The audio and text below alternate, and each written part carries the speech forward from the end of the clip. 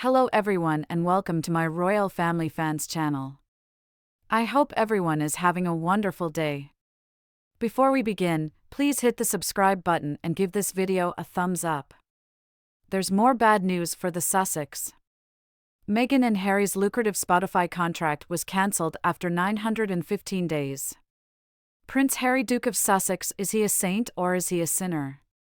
Is he a son who has been wronged by his own family, or is he just a bratty man-baby having a prolonged tantrum? Is he a palace whistleblower, or just a modern-day traitor?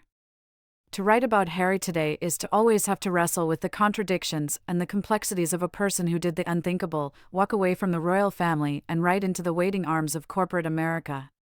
Well, so far, the whole mix of fairy tale hasn't resulted in anything close to a happily ever after. For years now, Meghan and Harry have certainly been testing the world's patience with all their complaints.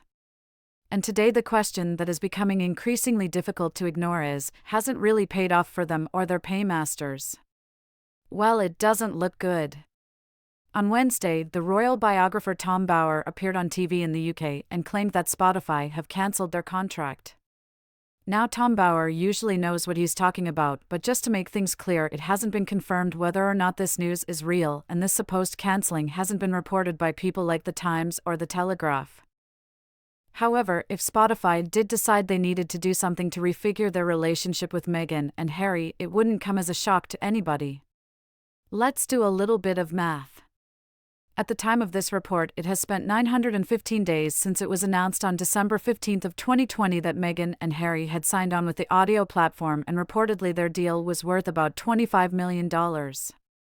So if you do a little math, then you can figure out it's worth about $40 per day to date. Now, how much bang has Spotify actually gotten out of this investment? So far, not very much. I mean, a little bit of dazzle and fizz, and it was basically over. Back in December of 2020, a couple of weeks after Harry and Meghan announced their deal with Spotify, they put out a roughly half-hour episode featuring a few starry buddies offering their profound thoughts on the first year of the pandemic. It was predictable, it wasn't very interesting, and it seemed precisely what we figured Harry and Meghan would start pumping out. Podcasts where they had their A-list buddies on there in between serving up some self-help light pap. Well, but after that came absolutely nothing, and then more nothing. In fact, it took a full 20 months for Meghan and Harry's first Spotify project to be released in the form of Meghan's podcast series Archetypes, which was supposed to tackle all kinds of stereotypes that are applied to women. Now, when it first came out, people tuned in because they were interested to hear what Meghan had to say, but then soon enough that interest dried up. The podcast debuted at number 1, but then in the weeks that came after, new episodes failed to make much of a mark in the listening charts. And what's happened in the 9 months since then? There have been rumors that a second season was going to be given the green light, but nothing has been confirmed. But alright, I guess at least Meghan did have an idea, and then she followed that up with speaking into a microphone. But since that joint episode that Harry and Meghan put out back in December of 2020, Harry hasn't done a thing for Spotify. In fact, the only thing we've heard from him when it comes to podcast episodes is when he showed up in Meghan's debut episode to compliment Serena Williams on her hair. He said that's a great vibe. To put it into perspective, the last time that Harry graced the Spotify airwaves, his grandparents' early majesty and the late Prince Philip were still living, and they were hosting Christmas at their Sandringham estate. Pretty remarkable return on investment for Spotify so far. As of now, Harry and Meghan don't have any confirmed or new series in the works for Spotify, in spite of their deal being worth a pretty penny, and things are not that much better on the Netflix front either. There are 12 production company only has one project in the works, Harry's documentary about the Invictus Games. And so far we don't know when it's going to come out. Tolstoy took 6 years to write War and Peace, so is Harry working on something like that? Earlier this year it was reported that they were trying to move into scripted content like rom-coms, maybe, but nothing has been confirmed. Meanwhile, in the over 2.5 years since Meghan and Harry signed on with Netflix and Spotify, the streaming landscape has changed a lot. It has been hit by an economic earthquake. These two companies alone have lost more than $50 billion combined in market value, and there have been so many layoffs too. Back in January of this year, the Spotify boss who signed Meghan and Harry left the business. The dumb money era is over, according to a podcast industry strategist who spoke with the New York Times earlier this year. So being a global name doesn't seem to be enough to keep Spotify on side. The company declined to renew their deal with Barack and Michelle Obama's production company just last year. Now, considering how things are looking when it comes to the economy, we would have to assume that at some point some polite pressure would have to be put in the direction of Archewell HQ to get Harry and Meghan to actually produce something. It would be pretty interesting to know if the same situation may also hold true when it comes to Harry and his publisher Penguin Random House.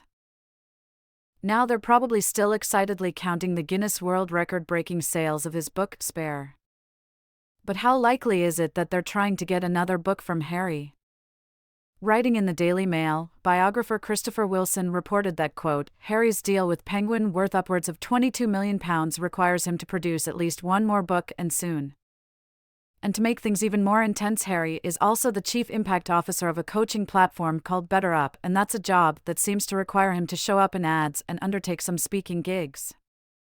Now, it's not like Harry's putting in a hard day's work at the coal mine, but even so, when we add all this together, the demands on him are significant. And all of this is before we've even thought about the time for him to do a bit of humanitarian work through their Archewell Foundation. Hi, do you feel sorry for his poor personal assistant just trying to schedule all of this, as well as some daily shiatsu massages and some crystal therapy sessions? Harry also supposedly has 2 small children at home to help take care of, and he has all these court cases in Britain that he's got to figure out. So what is he going to do? And this year, it doesn't even seem like he can play polo to let out some of that stress. His Lost Padras team is not playing in the local Santa Barbara club. So I've got an idea. Spotify should put Harry to work recording audiobooks. After all, he already has experience. He did the 15-hour version for his book Spare, so maybe he should be the one to narrate his father's book that he released back in 2010 called Harmony, A New Way of Looking at Our World. And then maybe he could do Fergie's book too.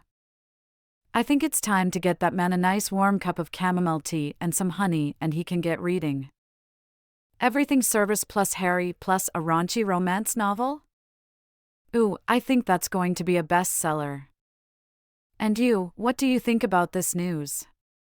Please tell me your view below in the comments. Don't be afraid to like and share this video with your friends and family members who need it if you preferred our video tonight. And don't forget to subscribe to our Kate Middleton and the Queen News channel to get more updates in the future. Thank you so much for watching, have a lovely day, and we'll be back to see you in the next videos.